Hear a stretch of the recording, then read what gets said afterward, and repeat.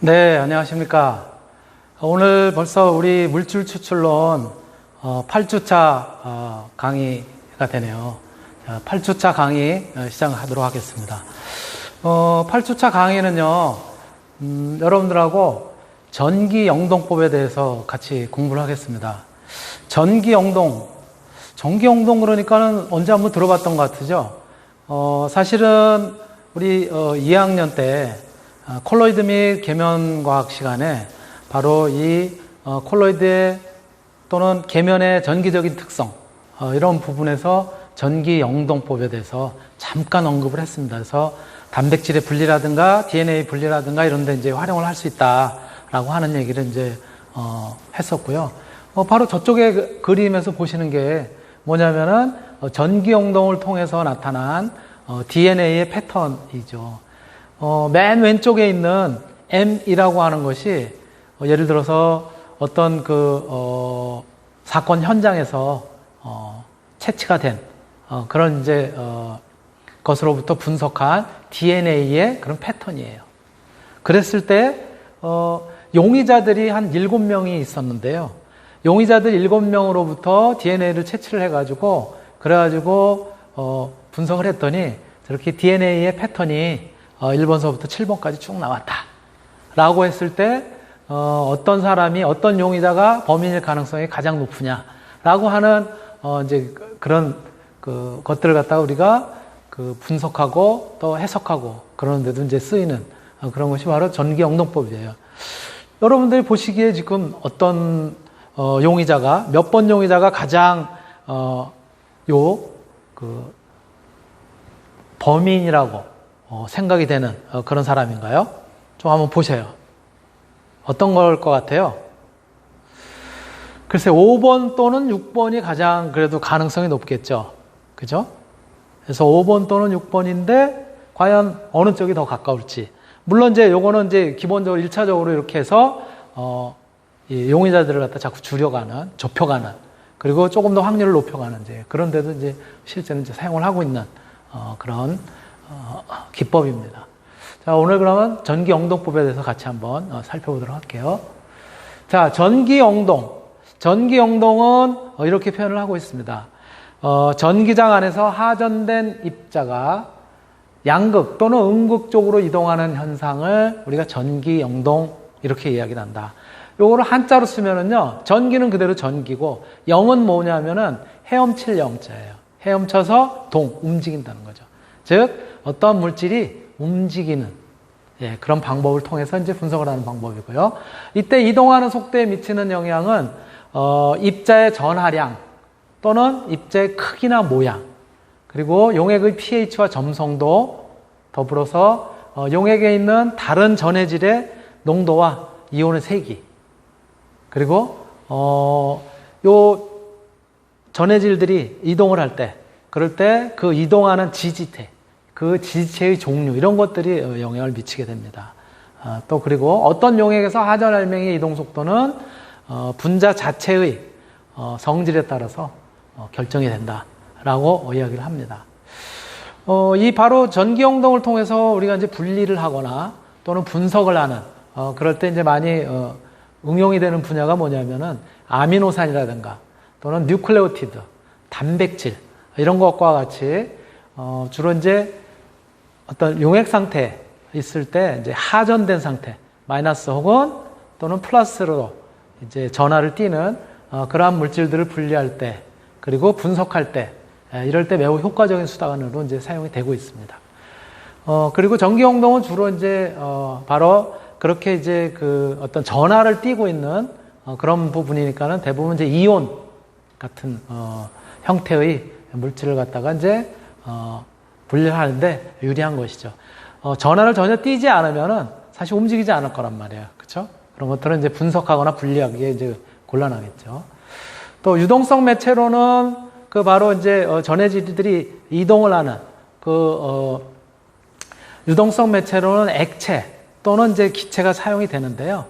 바로 대부분 이제 액체를 사용하는 것이 대부분입니다. 보통 우리가 생물학적으로 이제 활용을 하게 되는 아미노산이라든가 단백질이라든가 DNA 분석 뭐 등등 이런 데는 이제 주로 이제 액체를 갖다가 주로 이제 이용을 하게 되죠. 자, 그런데 우리가 이렇게 어떤, 분석을 하고 또 DNA를 분석을 하고 이러는데 이제 최근에 우리가 이제 코로나 바이러스가 굉장히 이제 문제 아니에요. 그쵸? 코로나19로 인해 가지고 굉장히 여러 가지 어려움을 겪고 있는데 이럴 때 코로나 바이러스의 DNA를 갖다 분석하고 그러는데 어떤 표현이 많이 이제 나오냐면은 이런 표현이 많이 나오죠, 여러분들. 많이 들어봤을 거예요. PCR. 예, PCR 반응을 통해서, PCR법을 통해서 그래서 이제 바이러스를 갖다 이제 분석한다. 뭐 이렇게 얘기를 하는데 바로 이 PCR이라고 하는 것이 이러한 이제 방법이에요. 중합 효소 연쇄 반응이라고 하는 그래서 폴리머레이즈 체인 리액션이라고 해서 그 앞자만 따서 PCR 이렇게 표현을 합니다. 바로 요거는 이제 무엇을 의미하냐면은 캐리 멀리스라고 하는 이러한 이제 학자에 의해서 1985년에 개발된 그런 기법이에요. 그런데 현재는 이제 유전 물질을 조작해서 실험하는 거의 모든 과정에서 이제 사용하고 있는 검사법, 또 분석법이고요. 검출을 원하는 특정 표적의 그런 유전 물질들을 갖다 증폭을 시켜서 조금 더 많이 숫자를 늘려서 그래서 이제 분석하는 그런 방법이에요. 특히 우리가 코로나 바이러스에서도 많이 활용을 하고 있지만은 DNA의 원하는 부분을 갖다가 복제시키고 증폭을 시키는 그런 이제 분자 생물학적인 기술이 되어 있고요.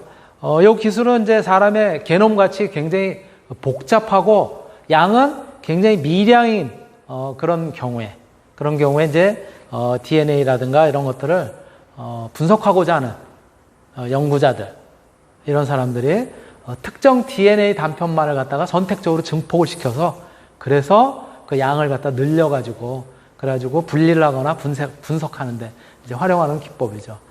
요거는 요 이제 기법들이 굉장히 유용한 거는 이 증폭에 필요한 시간이 한 2시간 정도면은 충분한 양을 갖다가 이제 증폭을 시킬 수 있습니다. 그리고 실험 과정이 비교적 단순해요. 또 요거는 사람이 이제 한다기보다는 기계를 활용을 해서 증폭을 시킬 수가 있어요.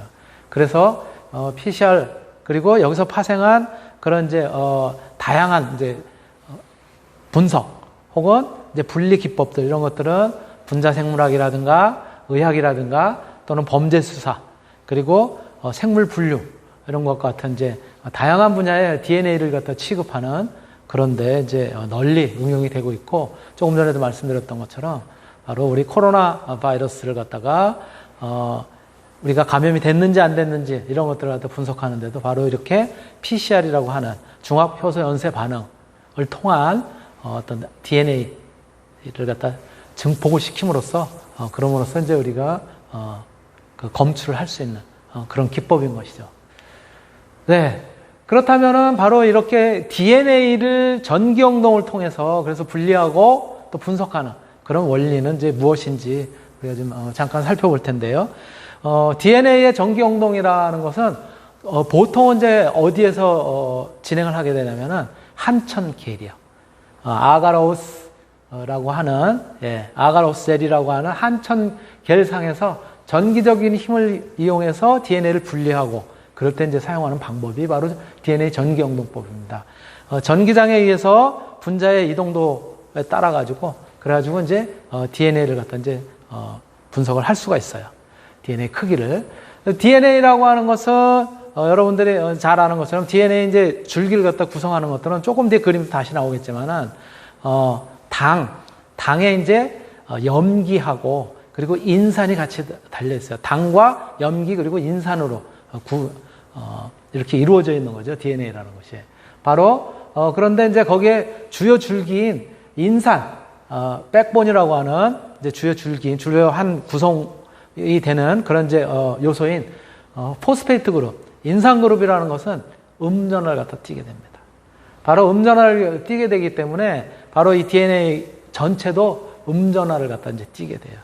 그러다 보니까, 이렇게 양극 또는 음극의 전하를 갖다 이제 걸어주게 되면은 결국은 이 DNA라는 것이 음전하를 띠기 때문에 양극적으로 이렇게 쭉 빨려가겠죠. 그쵸? 그래서 두 전극 사이에 DNA가 위치했을 때는 양극적으로 이제 움직이게 되는 거예요. 근데 그 움직이는 게 아까 조금 전에 말씀드렸던 것처럼 분자의 크기라든가 또는 분자량이라든가 모양이라든가 이런 것들에 따라서 움직이는 정도가 다르는 거예요. 어떤 녀석은 빨리 빨려가고 어떤 녀석은 천천히 빨려가고 이제 그런 형태를 나타내게 되죠. 그래서 DNA 분자가 바로 한천 개를 갖다가 이제 사용을 해서 그것을 이제 매체로 이제 사용한다고 그랬는데요. 이 DNA 분자가 한천 젤 매트릭스 사이를 갖다가 통과하는 속도는 분자량이 크거나 또는 매트릭스가 굉장히 아주 오밀조밀하게 그렇게 되도록 점점 느려지는 거예요. 분자량이 크니까 그 매트릭스 사이를 갖다 제대로 못 빠져나가는 거예요. 또는 매트릭스가 아주 오밀조밀하면은 어떤 크기의 분자 크기를 갖는다고 하더라도 이렇게 조밀하지 않은 것보다는 오밀조밀한 데가 더 늦게 빠져나가겠죠. 바로 그러한 것들을 통해서 우리가 이제 분석을 하게 되고요. 또 분자량이 같더라도 구조에 따라서 또 달라지게 됩니다. 바로 이런 특징을 가지고 있고요. 특히 조금 전에도 이야기했던 것처럼 DNA라고 하는 것은 이 그림에서 보시는 것처럼 저쪽 왼쪽 위쪽 부분에서 이제 보시는 것처럼요. 가운데가 당이죠. 그렇죠? 당을 갖다가 중심으로 해서 오른쪽 위에는 염기가 붙어 있고 왼쪽 위에는 인산이 이제 붙어 있는 거죠. 이렇게 당과 염기와 인산이 이렇게 이제 한 세트로 되어 있어요. DNA가. 그런데 걔네들이 계속 그와 같은 모양을 갖다가 여러 개 계속 연결해가지고 이제 가지고 간단 말이에요. 바로, 그런데 이제 바로 그러한 이제 DNA라고 하는 것도 여기 보시는 것처럼 구아닌, G는 구아닌이죠. C는 시토신, 그 다음에 A는 아데닌, 그 다음에 T는 티민이죠. 이렇게 G라고 하는 녀석은 C하고 A라고 하는 녀석은 T하고 이렇게 이제 결합이 된단 말이에요. 이렇게 결합이 되는 것들은 여기 동그라미로 표시를 했지만은 요거 이제 수소 결합으로 이어져 있죠. 그래서 DNA의 염기쌍들은 이렇게 되어 있는데 이러한 형태로 이제 되어 있는 것이 위치가 바뀔 수도 있고 어떤 거는 계속 비슷하게 가다가 또 뭐 바뀔 수도 있고 이렇게 패턴이 바뀐단 말이에요. 그런 것에 따라서 아까처럼 그렇게 이제 분리를 해낼 수가 있는 것이죠. 그래서 바로 이렇게 DNA의 전기 영동은 이제 어떻게 하게 되냐면은 제가 보시는 것처럼 아가로스 젤이라고 하는 한천 젤들이 이제 가운데 있고요. 시료를 갖다가 이제 한쪽에다가 이렇게 투입을 하게 됩니다. 시료를 갖다가 한쪽에다 놓게 되면은 저 시료가 저 젤을 갖다 통해서 쭉 빠져나가야 될 거 아니에요. 그쵸? 그런데 왼쪽에는 양극, 오른쪽에는 음극인데 시료는 DNA 시료는 아까 이야기한 것처럼 음전하를 띈다고 했잖아요. 그러니까 전하를 갖다가 걸어주게 되면은 전기를 갖다 통하게 되면은 이 음전하인 DNA가 쭉 플러스 쪽으로 이동을 하겠죠. 그래서 여기 보시는 것처럼 저기 웰이라고 했는데요. 오른쪽 그림의 위에 보면 웰이라고 하는 것은 바로 시료를 갖다가 오다가 이렇게 투입하는 이제 그 곳이죠. 거기에다 이제 투입을 하게 되면은 요 이제 쭉 놓여져 있는 하얗게 보이는 쪽이 뭐냐면 한천젤이에요. 한천젤을 갖다 통해서 쭉 흘러갈 거야. 이동할 거 아니야. 여기다 전하를 갖다가 플러스 전기를 갖다 걸어주니까는 저게 DNA는 음전하를 띈다 그랬으니까는 플러스 전하를 걸어주면 쭉 이쪽으로 이동을 하겠죠. 그쵸? 근데 이동을 하는데 이 한천젤을 갖다 통과해서 이동을 해야 되는데 한천젤이라는 거 하는 것이 이렇게 한천도 마찬가지로 어떤 그 구조를 갖다 가지고 있을 거 아니에요. 그런 구조가 굉장히 치밀하면 치밀할수록 DNA가 빠져나가기 힘들 테고 또 DNA는 크기가 굉장히 크면 클수록 요 구조를 갖다가 빠져나가기가 쉽지 않을 거예요. 작은 녀석은 슉 빠져나가겠지만 큰 녀석은 늦게 빠져나갈 거예요. 바로 이렇게 이러한 요인들에 의해서 DNA를 갖다가 이제 분리를 해내게 되는 거죠. 그리고 분리된 그런 유형이 분석 패턴으로 이제 나타나게 되는 것이죠. 바로 이것이 이제 DNA의 전기 영동이고요. 영동 원리고요. 그렇다면 이러한 전기 영동을 하는 과정에서 DNA 이동에 영향을 주는 요인들은 뭐가 있겠느냐. 아까도 잠깐 언급을 했었는데요. 다시 한번 말씀을 드리면 첫 번째가 DNA 분자의 크기가 클수록 늦게 이동한다는 거예요. 분자 크기가 크니까 빠져나가려고 하는데 한천 개라고 자꾸 부딪혀가지고 한천 개를 붙잡고 있는 바람에 못 빠져나가는 거예요. 분자 크기가 클수록 늦게 이동을 하고 바로 이거는 아가로스, 즉 한천이라고 하는 그 격자가 가지고 있는 그런 이제 구조 때문에 이제 그런 거죠. 또 이 아가로스의 농도가 높을수록, 치밀하다는 것은 농도가 높다는 얘기겠죠. 높을수록 또 천천히 이동할 수밖에 없어요. 그래서 분리에 적합한 염기의 크기에 따라서 이 한천젤의 농도를 갖다 이제 적절하게 이제 설정을 해줘야 돼요. 그래서 한천젤의 농도가 0.3%는 보통 분리에 적합한 DNA의 염기 크기가 어떻게 되냐면 60에서 5kb 베이스, 5kb 베이스 정도, 이런 정도의 DNA 경우에 적합하고요. 그리고 농도가 높으면 높을수록 잘 못 빠져나간다 그랬잖아요. 그러니까 농도가 높으면 높을수록 염기의 크기는 점점 줄어들게 되는 거죠. 그래서 예를 들어서 농도가 1.2%만 돼도 염기의 크기가 훨씬 줄어들어서 6에서 0.4kb 베이스, 이런 정도의 이제 분석을 비교적 잘 할 수 있다는 거죠. 이러한 부분들이 바로 이 전기영동에서 이렇게 DNA가 한천계를 통해서 이제 빠져나가는 이제 그런 유형인데요. 요게 어떻게 보면 뭐랑 비슷하냐면은 우리가 바로 전주에 배웠었던 크로마토그래피하고 비슷한 거죠. 크로마토그래피의 경우에는 어떤 시료가 가지고 있는, 그쵸? 물리학적 특성이 고정층과 이동상의 상호 그런 작용에 의해서, 그래서 시료들이 쭉 고정층과 이동상과 함께 이동을 하면서 고정층을 지나갈 때 고정층과 이동상의 상호작용에 의해서 각 시료가 가지고 있는 성분에 따라서 빨리 빠져나오는 놈, 늦게 빠져나오는 놈, 이런 그런 이제 그 패턴대로 이렇게 크로마토그래피가 이렇게 분리가 된다고 했었잖아요. 여기도 마찬가지인 거예요. DNA라고 하는 녀석이 이렇게 음전하를 가지고 있기 때문에 플러스 마이너스 전하를 갖다가 걸어줌으로써 이 DNA가 이동을 할 텐데, 그렇죠? 이동을 할 때 이동상은 이제 액상 형태로 되어 있는 상태에서 이동을 하게 되는데요. 어디 층에서 이동을 하게 되냐면 한천계에서 이동을 하게 된다. 바로 이 한천계이 크로마토그래피로 치면은 고정층이라고 생각하시면 되는 거예요. 그래서 그 한천계를 갖다가 통과해서 쭉 계를 갖다 통과하면서 이동을 할 때, 그때 바로 상호작용에 의해서 이제 분리가 된다는 거죠. 바로 그러한 데 영향을 미치는 것이 이렇게 한천젤의 농도이기도 하고요. 그럼 전기영동 시에 DNA 이동에 영향을 주는 이제 세 번째 이유는 뭐를 갖다 또 들을 수가 있느냐?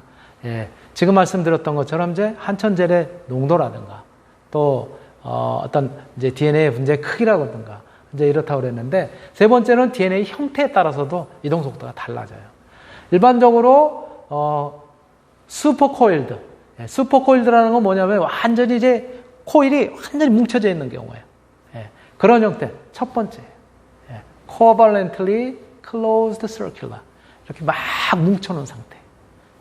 그런 경우가 가장 빠르고요. 그 다음에는 선처럼 되어 있는, 이렇게 풀어져 있는 형태.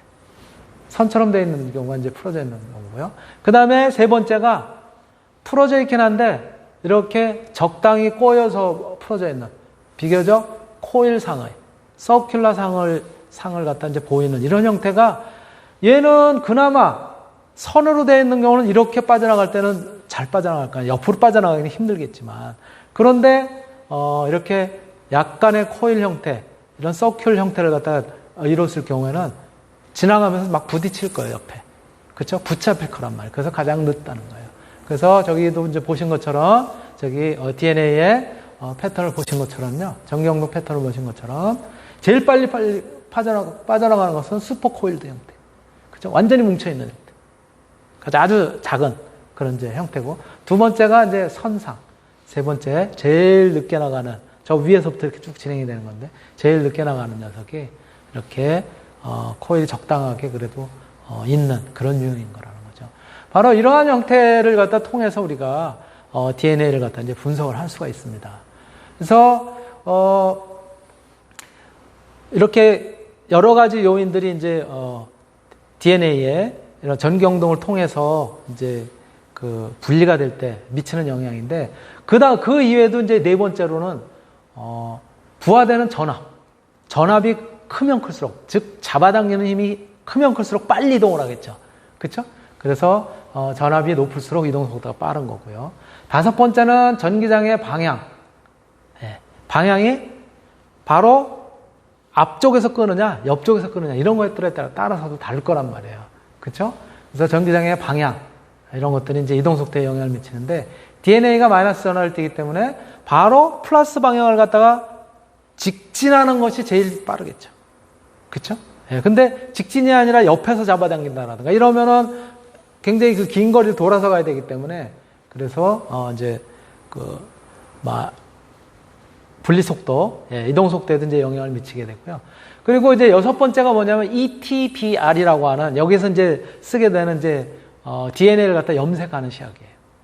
바로 ETBR이, DNA의 이동속도를 갖다 또 떨어뜨리기도 합니다. 왜 그러냐면 우리가, 저 DNA 자체를 눈으로 확인할 수가 없어요. 그래서 쟤를 갖다 이제 염색을 시켜서 이제 그 이동을 시키게 됩니다. 그래서 바로 이 ETBR이라고 하는 녀석은 DNA의 수소결합 그 층 사이에 끼어 들어가서 상대적으로 DNA를 갖다 좀 묵직하게 만들어요. 그렇기 때문에 그거에 의해서 이제 영향을 받게 되는 것이죠. 그래서 바로 이제 그러면 DNA가 이동을 하게 되는, 전기를 갖다가 걸어줘서 이동을 하게 되는 그러한 이제 아가로스 젤이라고 하는 젤은 어떻게 선택을 하느냐.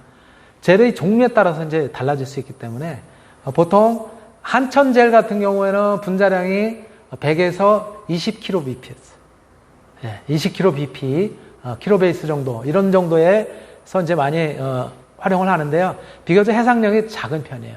그래서 조금 더 해상력을 높이기 위해서 이제 하는 것이 뭐냐면 폴리아크릴 아마이드라고 하는 거예요. 줄여서 PAN이라고 하는 요건데, 분자량이 작을 때 보통 10에서 1000 베이스 정도, 요런 정도일 때 많이 활용을 하기 때문에 요건 이제 해상력이 높은 편이고요.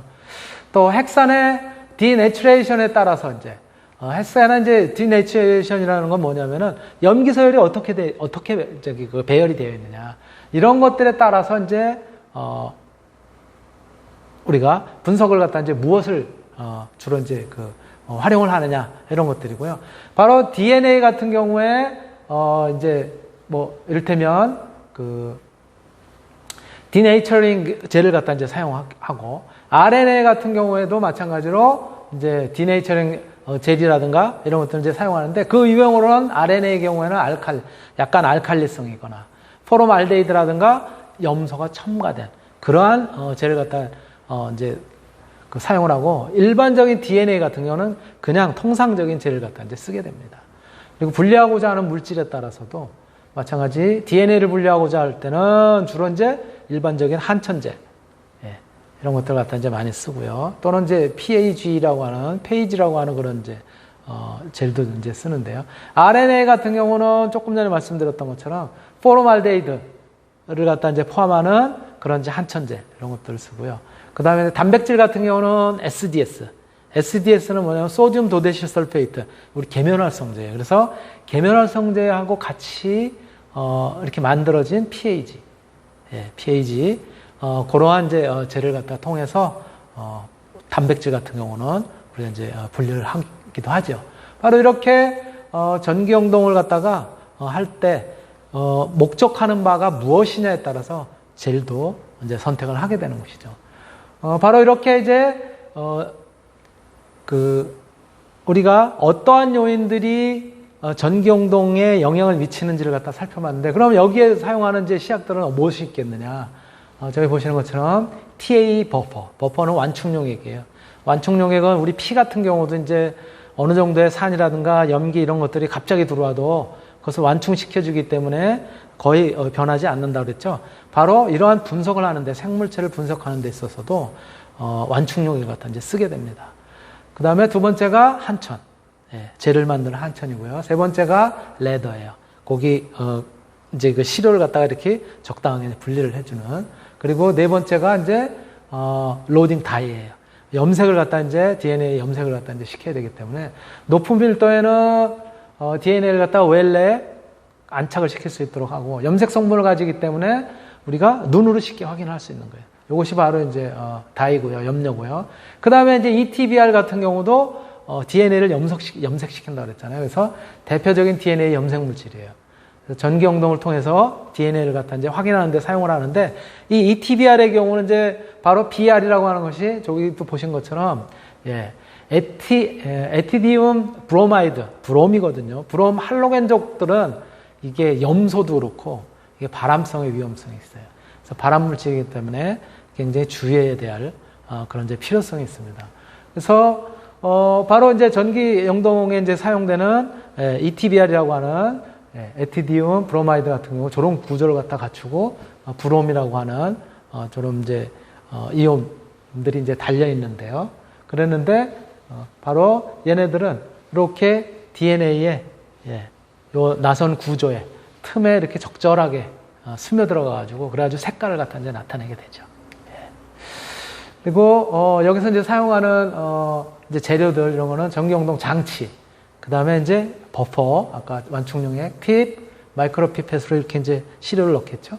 그리고 ETBR, 그 다음에 이 눈으로 잘 안 보이기 때문에 물론 염색을 해서 이제 어느 정도는 확인이 되지만 그렇기 때문에 또 뭐를 사용하냐면은 자외선을 갖다 쬐서 그래서 이제 더 구분을 쉽게 하도록 합니다. 그래서 UV 트랜스일루미네이터라고 하는 것도 이제 쓰고요. 그 다음에 아가젤이죠. 그리고 이제 버퍼, 증류수 이런 것들이 이제 사용이 되고요. 바로 이러한 것들을 여기다가 이제 세팅을 하게 되는 거예요. 그래서 아까 말씀드렸던 것처럼 여기다 이제 세팅을 하게 되고요. 그리고 저기 마이너스 있는 쪽에다가 바로 뭐를 하게 되냐면은 그쪽에다가 이렇게 팁으로 마이크로 피펫으로 이렇게 시료를 갖다가 놓게 되죠. 그 전기를 걸어주면 이렇게 쭉 이동을 하겠죠. 그러면서 패턴이 아까 처음에 우리 나온 것처럼 그런 패턴을 갖다가 이제 나타낼 테고요. 바로 이 아가레우스 젤 같은 경우는 이렇게 현미경으로 들여다보면은 이렇게 구멍들이 미세한 구멍들이 나 있고 그래가지고 이거를 갖다 이제 통과를 하면서 그러면서 이동을 하겠죠, 그렇죠? 어떤 물질들이 특히 단백질 DNA들이 그래서 이러한 방식으로 이제 전기영동을 하게 되는 거죠. 오늘은 여기까지 하고요. 다음 시간에 또 다시 전기영동 계속 이어나가도록 하겠습니다. 네, 수고하셨습니다.